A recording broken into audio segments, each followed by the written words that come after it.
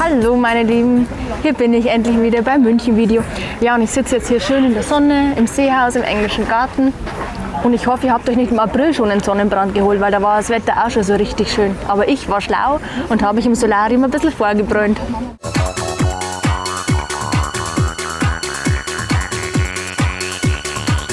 Und jetzt komme ich erstmal zur Lösung von der letzten Hausaufgabe. Da habe ich euch gefragt, wen möchte Roses Kids von Lokalisten gerne mal treffen?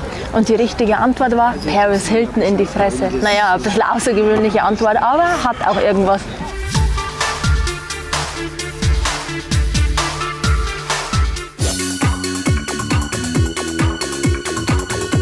Ja, und für die heutige Hausaufgabe habe ich ein Video ausgesucht, das aus einem Münchner Park stammt. Es handelt sich um eine Musikgruppe. Passt gut auf.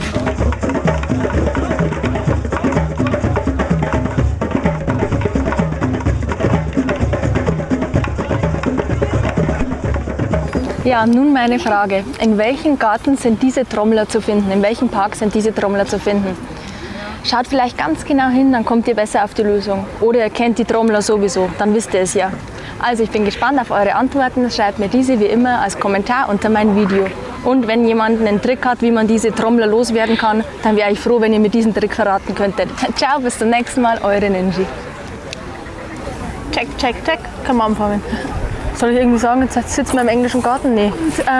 Ja, nochmal. Nicht aus dem, sondern aus einem. Nochmal.